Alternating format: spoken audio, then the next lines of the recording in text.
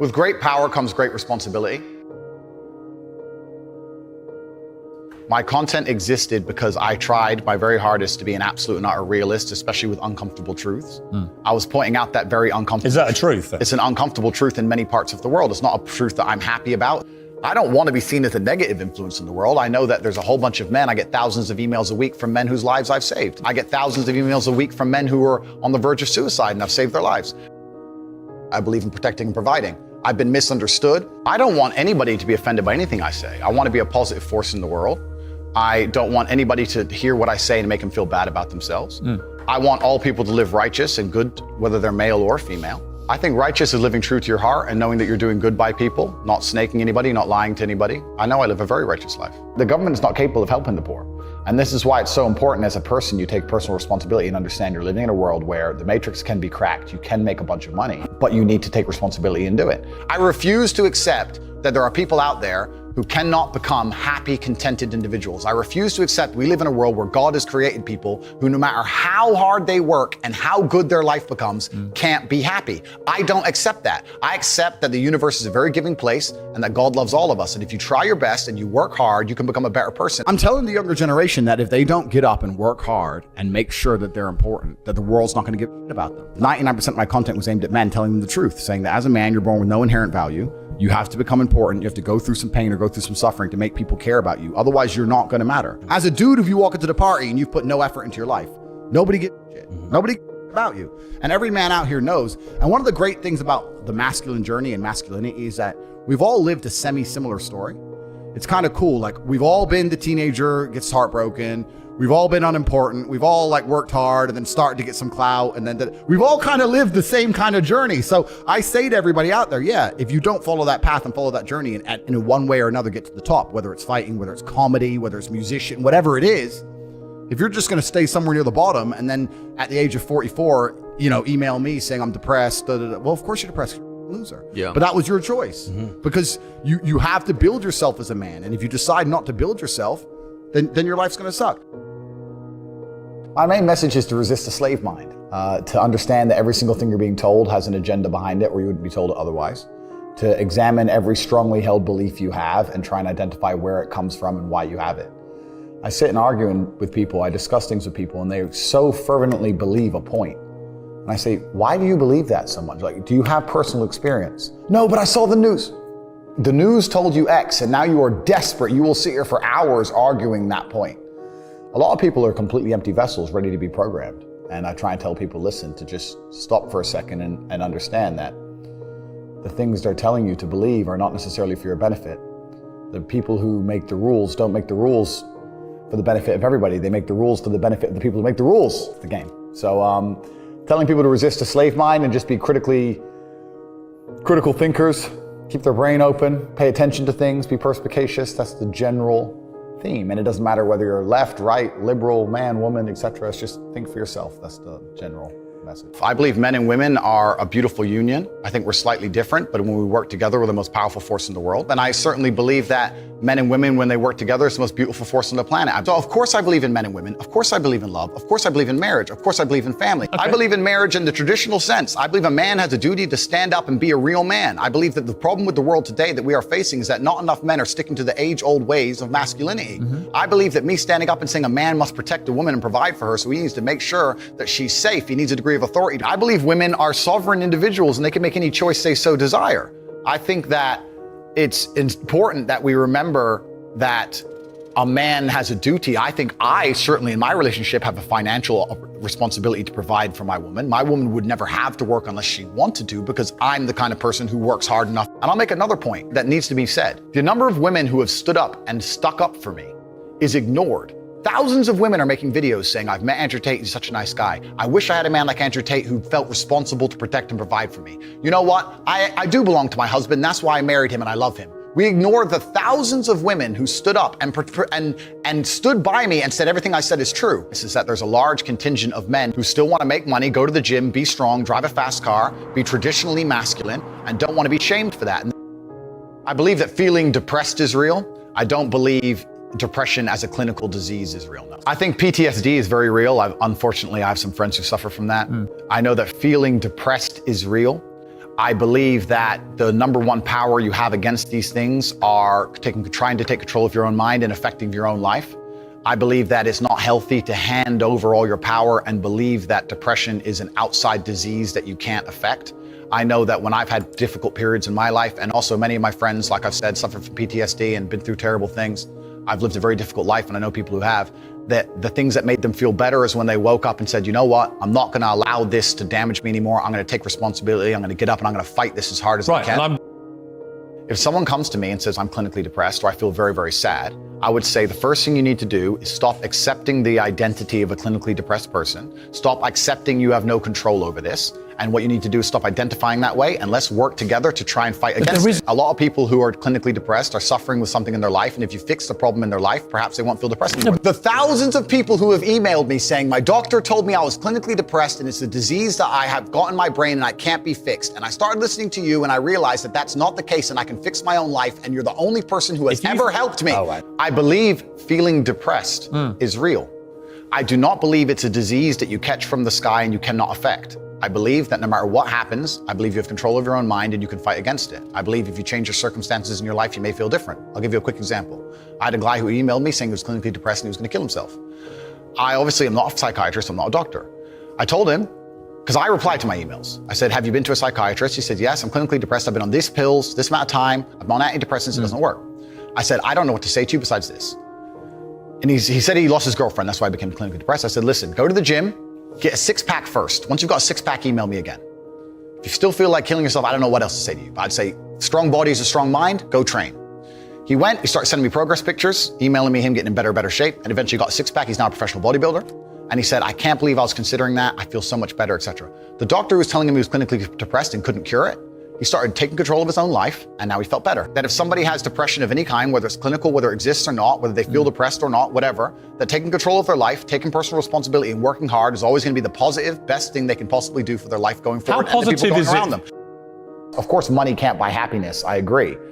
But money is the third most important thing in the world. First is your health, because you have nothing if you're gonna die. Second is your relationships, because you need love and family, that matters the most. But money can buy everything else. So money's the third most important thing. The average people come to me and say, what do I do? I'm just the average guy. And my only answer is stop being the average guy. It's my only answer. You can't just be the average guy anymore. The idea from the 1950s that you can just be the normal, average, law-abiding, hard-working citizen and you'll have a good life is gone. Any man out here who goes, I'm just gonna work hard, do my bit, and obey the laws, and I'll have a good life. No, you won't. No, you will not. Just doing your job is never gonna make you rich, because you're just gonna be taxed into infinity and you're gonna stay broke. So just obeying laws and doing your job now has set you up to be a peon and a slave for eternity. You have to get yourself in a position where you're making enough money. You don't know what to talk about, then you don't understand money. So go learn how money works. Go learn how a bank works. Go sit on YouTube for free. You don't just pay 50 grand in 4 years like a university. Go sit on YouTube and understand money, banking, or the real estate market, any of it. Understand the last housing price crash, why it happened, understand mortgage rates and how that's affected by interest rates. Understand it, and then go sit with someone else who understands it and talk about it. People should, even if they haven't got a penny in the world, should be going to these meetings about real estate, about investing, that especially if it's cheap, they should go. Just meet other people who at least have money. Have conversations about money, talk about it. How are you gonna get what you don't talk about? And yes, the cycle of precipitation, right? So a cloud comes, it rains, it falls down to the ground, it goes under the ground, whatever, goes into a stream, it moves into the stream, goes to the ocean, evaporates again up into a cloud, floats somewhere else, falls down again. It's always moving. That's how money is. People think that money is in these large, stagnant pools hidden in people's bank accounts. That's not really true. Money is constantly moving all the time. And if you can find a way to get in between it and stand in the right place at the right time, you're gonna get wet. I think that's the new modern way to view the world. It's an attention economy. It doesn't matter what you do. If you're getting attention, you'll make money from it. One habit that people need to adopt, and this is a habit I had for a very long time, and I've actually recently cleared it from my brain because I've reached a point where peace of mind is worth more than money. But every single time money is spent, you need to identify how your money was taken from you. And I say taken because money can't be made. Money is taken. Because the only people who can make money are the governments. If you're a government, you can make money. You can print it from thin air, or a bank. But if you're a person, you're not making money. You're convincing other people to give it to you. You're taking money from others. So every single time you spend money on anything, you need to identify how it was taken from you. When you go and buy a coffee, don't just go buy the coffee and sit down. Sit and say, why did I buy this coffee? Okay, I really wanted coffee. Yeah, but then why did I go into this store and not that store? Is it better advertising? Does it have less of a line? Do they have seating? How did they convince me to come in here? How much did this coffee cost? £6. What's the profit margin on that? Probably £5.50, £5.80 probably by the time. The cup probably costs more than the coffee. The coffee is just water. How did they convince me to spend £6 in this place? And when you sit there and analyze and you all start to learn little lessons about business, you'll learn about the importance of the signage. You'll learn about the importance of there being no queue. Yeah. So that if you ever run a business, I'm telling you, I say with my business, my people all the time, faster. All the time, quicker. Yeah. Like I have a couple businesses that are physical. I'm like, I don't want to see a line. I don't want it to see empty because it looks bad. So when there's lines, you work fast. When we're down to 1 or 2 people, you take your time, you talk to the customer. Right. You keep it so there's like always one person at the thing. Like manage the line. Like people don't think about this stuff. No one's gonna sit and wait in a long queue. Maybe some idiots will, but people like me won't. We got shit to do, right? My time's worth money. I'm not gonna stand and wait in a line. So you have to identify how your money is taken from you. If you start doing that with every single time you spend anything ever, you're gonna start to identify business opportunities, and you're gonna sit there and you're gonna have coffee and you're gonna go, you know what? They could have sold cake and they didn't. Could I outcompete this place? Let's imagine I had the money to start a coffee shop right next door. How would I outcompete them? Well, I'd have cake because they don't have cake. Also, most people in here are businessmen. And the guy serving some dude. No, we need a cute waitress. His ass is fired. We need a chick. Put a chick here, put some cake in. Financial Times, business people in. People don't even think about this stuff. They don't use their brain ever. They don't ever look around and realize how they're loose spending their money. They don't look around and look at which businesses are successful. They don't look around and pay attention to anything. They don't look at the world and all the things that are happening and how it can benefit them. None of it. They don't look at any of it. They're too busy following the circus. That's why it's clown world. I was walking to college with a couple of my friends, and a Ferrari drove past. And I said, bro, you see that? And he goes, yeah, what about it? I said, doesn't that piss you off? I must have been about 16. He goes, why? So this dude has 400 G's for a car, 400 grand. I'm walking 4 miles to college because my mom hasn't got any car. He has 400 grand. Do you think he works a job? Do you think he's behind a counter somewhere? He knows something about the world that I don't know. And they were like, well, he's rich. I'm like, yeah, I know. I didn't say he wasn't rich, dummy. I'm saying he knows something about the world I don't know. And I was intrigued and it angered me. I couldn't sleep for weeks. I was pissed off. Every time I saw somebody with genuine money, I understood that everything I was being told and taught and they were trying to make me believe just simply wasn't true. I was like, none of these people are getting these things by following the path that the system is trying to make me follow. And everybody intrinsically knows this. If you go to if you're at a BP, you're at a petrol station, and I pull up in my Lamborghini, nobody goes, wow, he went to school. Yeah. He studied hard. And they do that because they know that the easiest way to amass wealth is to break the rules, because the rules are not designed to allow most people to make money. You can make money within the rules, of course you can, but most people don't. Most people who follow the path work, consume, die. That's it. So I always knew the same thing as you, and I knew there had to be another way. I knew that just working for money was a paradigm that wasn't true. And then you understand making your money work for you, and you understand delinking your time from money. Yeah. You start learning to understand these things, but eventually you build a system and you build an ecosystem like me. I have 60 or 70 people work for me all around the world, and things just happen and money just kind of appears as long as everything's well organized. I mean, in my experience, like imagine if I didn't have all this money and I had to go get a job again, I'd get a sales job because I've always been a salesman. And I think that's a very important life skill to have, to be good at sales and to deal with the stress and have a commission-only environment. But I don't know if they even teach sales in university. Yeah, it's all garbage. They don't teach anything important. They just teach anything. They teach things that are going to keep you inside the slave mind. And they want you to go to school and then go to college and then go to university and get in debt. And you have to be in debt so that now you have to work.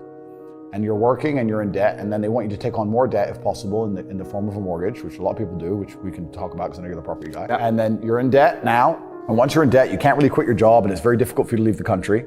And now they can hold things over you. That's the goal. It's all about control mechanisms, and the system is very well designed to make sure that people are conditioned to obey. It's very hard for the average person to say no to anything. Unless you have millions and millions and millions of dollars, it's very difficult to even have an opinion on subjects. That's the thing about being a man, and that's what I was saying to the kids. It's like, look, you need to get up, and it's gonna be very, very difficult. The world's getting harder and harder, especially for men. It's all clout, it's all status, it's There's no way you're going to matter unless you get up and you work extremely hard. Should young men aspire to work very hard, have no criminal record, become multimillionaires, protect and provide for the women close to them, be sovereign so they can stand up and have their own points of view in face of cancellation, be able to not be mentally intimidated when they go on national TV and there's traps set up for them? Yeah, I believe that confident, strong men who stand up and protect and provide for women are a good thing for the world and a good force for the world. And I don't think that I put a magic spell on anybody. I think there's a whole bunch of men in the world who understands my value. And if men grow up to be like me, you're gonna have a whole bunch of people with no criminal record, dedicated athletes, who protect and provide for the people close to them.